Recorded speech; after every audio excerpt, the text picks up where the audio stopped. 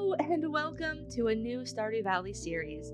This one's going to be a bit different from my usual content, but I think you guys are really going to like it. In this series, I'll be adding a new mod at the end of every in-game day. However, there's a catch. Each mod that I add has to be suggested by an outside source, either my siblings, my friends, people in my Discord server, or even from here in the YouTube comments. Once suggested, the mod is added into the lineup by myself at a point that makes as much sense as I can make it. Whenever I add a mod, I will also add its dependencies, and depending on the type of mod, I might also add some of these suggested add-ons for it as well. For example, later in this video, we'll be adding East Scarp, as well as several East Scarp additions, because they are intended to all be within East Scarp. Does that make sense? Hopefully. Now, this does mean things are going to get a little crazy as we get further into the game, but hopefully it won't get too broken. You guys wouldn't do that to me, right? For the first day, I actually did start off with a mod, that being the Stardew Valley Expanded mod. This is the one mod I've chosen for myself, as it changes the base game map layouts so drastically. I kinda just wanted to get it done first. I've also added the generic mod configuration menu, which is not technically a dependency for SVE, however, it does let me play with some settings. I've enabled balanced crafting and alternative craftables. Now, some key things to know before we get started. I've gotten very used to how the game looks with the mod clear glasses, as well as the Nyapu portraits. And if you've been watching the Mod U series, chances are you're used to those changes too. However, neither of these mods have been suggested to me, which means we are in peak pixely Stardew Valley.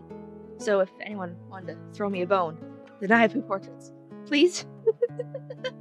Additionally, in Mod U, we use the Frontier Farm layout. In this series, we will instead be using Grandpa's Farm, which replaces the standard farm layout. With all of that said, I think we're ready to get started. So, first things first, making our farmer. And of course I had to go with the curly red hair and the teal shirt. I mean, come on. Our farmer is Jay, and this is the daily farm. Our favorite thing? Mods, of course. A favorite pet is chosen, and it's time to begin the game. Rest in peace, Grandpa. When we first enter the valley, the local carpenter is waiting to take us to the farm. A short walk away, and we also end up meeting the mayor. He tells us how to get a bit of income, and also suggests we should try meeting everyone in town. Robin also tries to get us to invest in a house upgrade early, and while I think that's a good idea, we're just a bit too broke for her right now. So, starting off, we're gonna open this package and ooh, parsnips! Another challenge from Lewis. Okay. Thankfully, with just Stardew Valley Expanded, there are only 32 villagers to meet. So, after cleaning up a nice space for my first bit of farmland, I plant my parsnips and this mystery seed I found, and head out to explore the town. I didn't have enough energy to water them, so I'll have to try to find some food foraging or buy some in town. Turns out, Grandpa's farm has a very different exit point than I'm used to. That really surprised me for a while, and when looking at the usual entrance to the farm, it looks like it's a bit to the north of our house. Not sure what's up with those stairs though. We'll need to check it out when I have more energy. Our first stop in town is the clinic, where we're introduced to the town doctor. Next door is the local shop, and we meet Abigail and Pierre. I also purchased a few seeds, a green bean, a potato, as well as 2 cauliflower. These are the seeds I'm fairly certain I'll be needing, but we can always come back to buy more if we need to. On our way around town, I met quite a few faces, including this one that fills me with inexplicable rage. I mean, his dog's real cute though. Exploring a bit more, we met our first modded character, Olivia, and her son, Victor. A few introductions later, and I ended up at the saloon. It was expensive, but I decided to buy a salad instead of some bread. It filled me with enough energy to keep running around town and meeting people. Man, I bet I've met so many. Only 18? Oh boy. Better keep moving. I saw a path that led out of town, and out of curiosity, I followed it. It led me to the Shearwater Bridge, though it looks like the road has some construction going on. We better leave that for later. On the way back into town, I met this guy on a bridge, and then ended up heading to the Blue Moon Vineyard. I accidentally scared the owner, which I felt pretty bad about, but on my way out, I ended up in the Cindersap Forest, met Andy, another farm owner, and picked up some green onions. There's a ranch here as well, but it was late enough in the day that the doors were locked, so we'll have to meet them later. Earlier, I was told at the saloon by Emily, who happens to work there. so I decided to go back and check it for any nighttime visitors. I actually did meet Pam and Shane, though neither of them seemed interested in much talking. For the last bit of the day, I decided to head up north to the mountains. I ended up meeting 3 new faces and saw this guy on the other side of a pile of rocks chipping away at it. But with our pockets full and the moon climbing higher in the sky, it was time to head home for the night. The mountain pass leads to a more middly area of my farm than I was expecting, but I kind of like it. It also made me realize that my house is very much not in the top right corner like it normally is, which is really cool. Watering my crops by moonlight, I decided to sell some of the forage I'd found, though something told me to hold on to one of each item just in case. With 26 out of 32 people met and 84 gold made for the day, it was time to go to sleep and add our next mod. Oh, foraging level up. Nice. The second mod we will be adding is Law and Order SV. When I first told my siblings there was a mod that let me put people in jail, they were insistent it needed to be added to the series. I decided to add it on day 2, even though we won't be meeting the NPCs until much later, because, like SVE, it adds a pretty noticeable building to the main town layout, and I wanted to try and avoid changing the layouts of the main area later on. Well, at least with what I had suggested for me now. We were so busy meeting people that we just didn't notice the decrepit building this will be adding. At least that's our story, and we're sticking to it. I got my chores done first thing in the morning, watering all of our crops. After that, it was time to check the mail. Looks like a stock letter from Pierre, and oh, someone in town named Willie wants to meet us at the beach. We can handle that. I did a bit of cleanup first, including going up these stairs, and ooh, that's a cute statue. I love we can see the road from there. It's just a fun detail. I met this guy named Martin at the bus stop, and he said his manager had a meeting about me. That's kind of weird, my guy. I went to the beach to meet Willie, though, and he gave me his old fishing rod. I decided to clean the beach before I started fishing, which taught me that lost books can magically teleport back to the library when someone finds them. Why can't they just do that when they first get lost, though? Anyways, I started fishing on this little spot with bubbles, and quickly remembered I had yet to add in a certain fishing mod. Oh no. Anyways, I saw this tiny broken bridge and decided it would take a whole 300 wood to fix, so that's a problem for later. Since I still needed to introduce myself to people, I started running around town again. Oh look, the fog cleared around this building! Huh, sheriff's office, closed due to budget cuts. Alright. After meeting Demetrius up in the mountains, I came back down and found this cool faded button in the dirt. I also met my last villager, a girl named Haley. Yes, my last villager. Ignoring these people and the relationships tab with question marks. It's fine. Anyways, Lewis telepathically gave me a new quest, and since I threw a flower on the ground a few seconds ago to pick up the button, I decided to go grab it and give it to Haley. She really liked it, and Lewis gave me 100 gold, so win-win, I guess. I decided to go back to the museum and see if Gunther wanted the button I found, and discovered the entire collection had been stolen a while ago. Oh dear. Well, he really wanted the button, enough to give me 250 gold for it, so obviously I handed it over.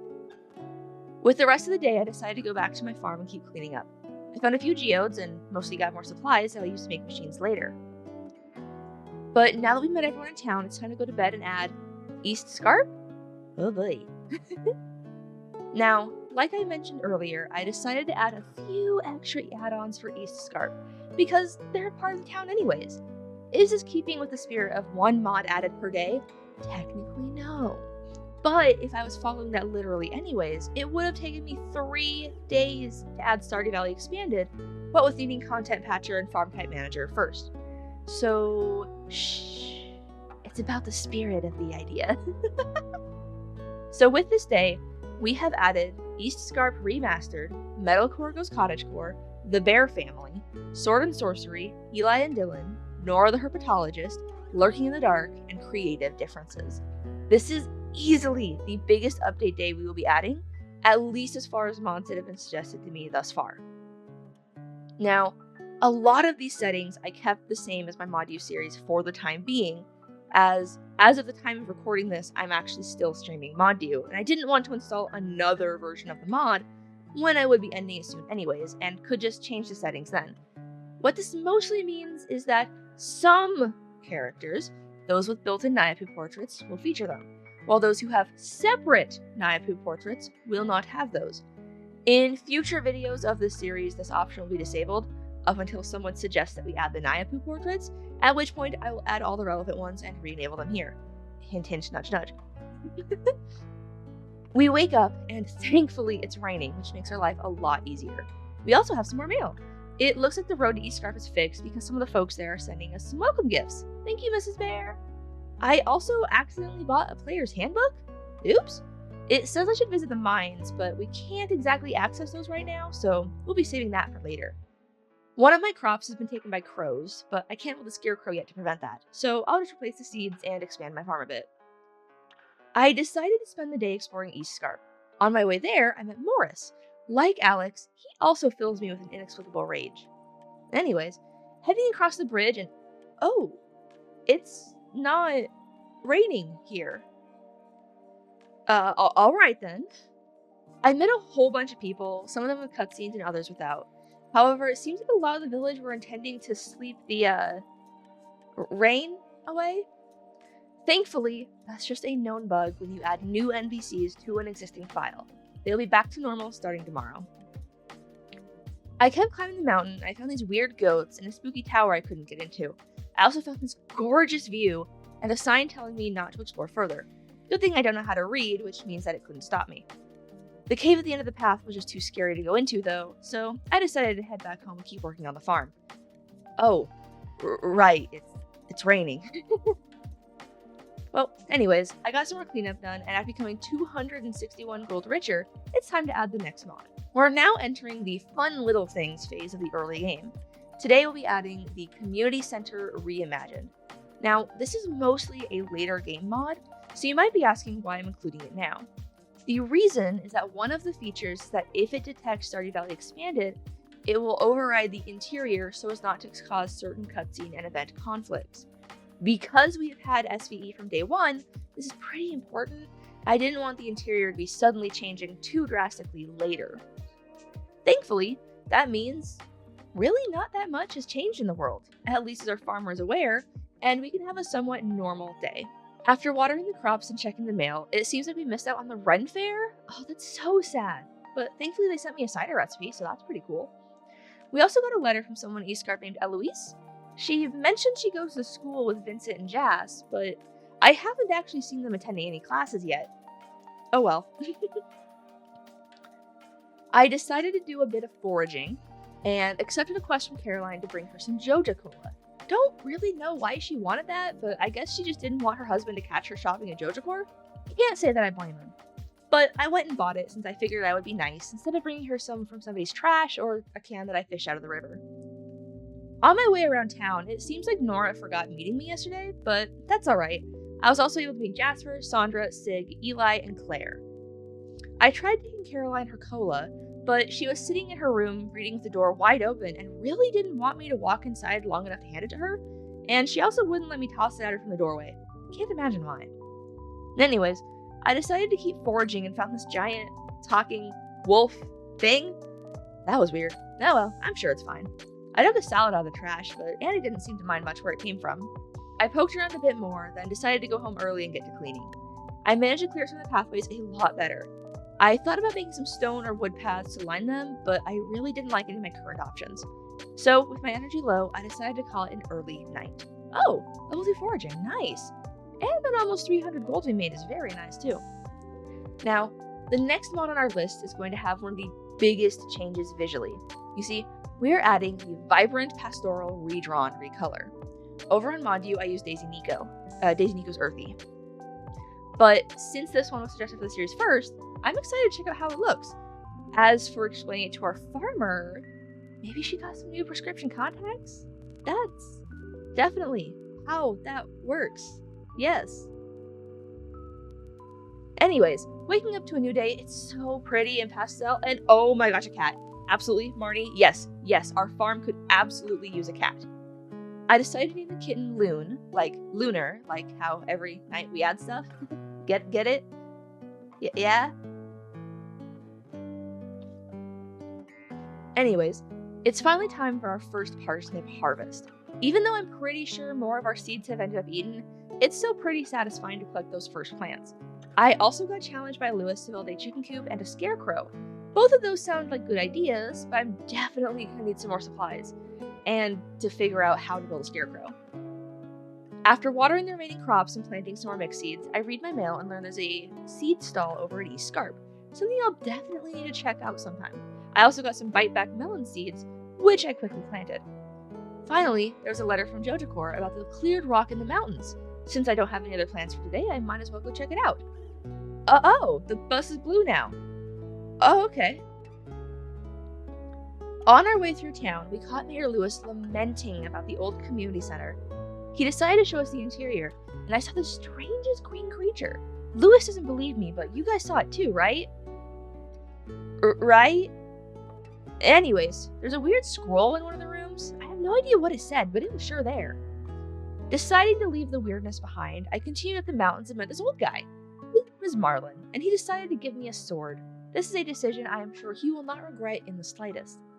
I also met a half-troll named Mateo, who's a fan of dad jokes, and the most precious shadow monster in the whole wide world, Sen. He tried to scare me away, but he's about as intimidating as a wet kitten. After finally being allowed to move again, I decided to try and make it down a few levels in the mines. 5 levels in, my pockets were quite full, and I found an elevator. Sadly, my pockets were too full to continue, so I decided to take some of the shiny rocks I found to Gunther. When I got to the museum, I overheard something about the person who stole the old collection. Apparently they have a connection with East Scarp? Weird. But with lighter pockets, I decided to go check my wood store to see if I had enough to repair the bridge on the beach. Along the way, I met this famous author. Too bad I'd never heard of him though. I'm sure his books are really good. I only had 220 wood, so I decided to spend the rest of the day chopping trees.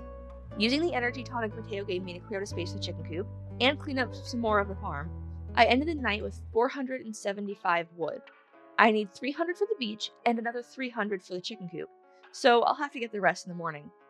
Overnight, I was visited by a crop fairy. I guess she really liked the work I've been putting into cleaning up the farm. I also leveled up my farming and mining skills to level 1, which means I can put together a scarecrow tomorrow. No more stolen crops. The mod we're adding today is called the Joja Clear and Spin. My sister, who sadly signs her soul to Joja every single playthrough, insisted I add something that would make Joja more appealing to me. So we found this clear and spin that will sell random things every day. I didn't go check it out, but from the moment the day started, we had a lot of things happening. Firstly, we had a cutscene with Clint informing us about furnaces. I also did not build one of these. In the mail, I had an invitation to go see a wizard, as well as a challenge to kill 10 slimes in the mines, and Robin really wants me to pay her to build a well. Before I got started for the day, I decided to get the rest of the wood I would need for my 2 big projects. With 600 wood in hand, I went first to the supposed wizard. On the way, I passed Andy, who talked about Joja fertilizer like he was paid to promote it. I guess it's fitting we got that cutscene on the day I added something to Joja. Anyways, he promised to give me some strawberry seeds soon and sent me on my way.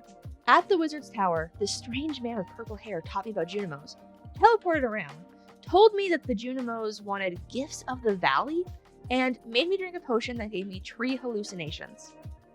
It's been a weird morning. Deciding to try and forget the weirdness, I started toward the beach to prepare the bridge. Passing the Blue Moon Vineyard, I accidentally scared Sophia again, but she gave me a sprinkler as a welcome gift. She also told me I could buy some more from her sometime, but they're a bit out of my budget right now. Continuing toward the beach, I heard a commotion that drew me back to the community center. Apparently, Eli had gone inside to explore and found his way to the roof. Lewis was, unhappy about this turn of events. Apparently, Eli is a cryptozoologist, whatever that means, but he did imply that he can see the Junimo too. Very interesting. I finally made it to the beach and fixed the bridge. My pockets were too full to do anything else, so I decided to go to the mountains to buy a chicken coop first, and oh, that's expensive. Oh dear. Well, no chicken coop for us. I took my supplies home and emptied my pockets for a bit of beachcombing. While I was gathering shells, I ended up in front of Cambria's house and met a strange chicken holding a knife. Call me crazy, but I think this chicken might try to kill me someday. I also met a really cute dog, but the suspicion from Orchid was still lingering, so I decided just to keep going home. As I fell asleep, I realized I forgot to make the scarecrow. Oops. But we hit level 3 foraging, so that's nice. The last mod we'll be adding this week is the binning skill. Since we'll be doing a lot of digging through the trash, it just makes sense to get some skill points out of it. By now, you probably know the routine. Do the chores and check the mail. Looks like Robin's reminding us about house expansions, and oh, Andy sent us those strawberry seeds. which, once I planted, reminded me that I still needed to put up a scarecrow. So I got some more supplies and threw them together. I think it turned out pretty cute. I then grabbed my forageables and headed up to the community center. Even though I looked at the bundle before I went to the building, I still missed that I needed a spring onion instead of a daffodil. Oops. Thankfully, there was exactly one spring onion in the entire Cindersap forest, and I was able to complete the bundle without further problems. As a reward, the Junimo gave me 30 spring seeds and opened up 2 more scrolls, one for farming and one for fishing. Oh dear. I checked the farming bundle to see what seeds I was missing, as well as the quality crops I wanted to know what to look for. I decided to at least go look at the Joja clearance bit for my seeds, and the mod wasn't working. I did a bit of research, and it turns out when they updated to 1.6, they forgot to update the required files. I am not sure why this still hasn't been fixed, but thankfully I was able to install the 2 dependencies, and in theory it should be working next week. If it's not, I will replace the mod with something else Joja themed that I will have my sister approve. Anyways, after all of that, I then went to Pierre's for shopping because why give Joja money? I also saw that Robin wanted 20 wood, an easy enough request. I wanted to buy a backpack, but I decided to wait until after I buy the chicken coop. I'm not doing so much yet that I need the extra space, and the coop will be well worth it. While cutting down wood for Robin, I found a book in a tree. It was a pretty good read, but sadly vanished once I was done with it. Maybe it teleported to the library too? I brought Robin her wood and then went back to the farm to plant my newly acquired seeds. With not much energy left, I spent the rest of the day cutting fiber to get just a few more mixed seeds to finish off my tilled area, and then went to bed for the last night of this video. We've thankfully made enough money that next week I'll be able to buy a chicken coop and get a nice head start on some animal products. It's been 7 days already since we started this little challenge, and already our valley has grown so much. I hope you guys are looking forward to some more of this series, and be sure to leave suggestions for what mods I should add next time. Since this series will be replacing ModU, if there's anything from there that you especially miss, but don't quite know what it's called, let me know what the mod did, and I will search in my Vortex profile to see if I can find it. Until next time, thank you guys so much for watching, and goodbye!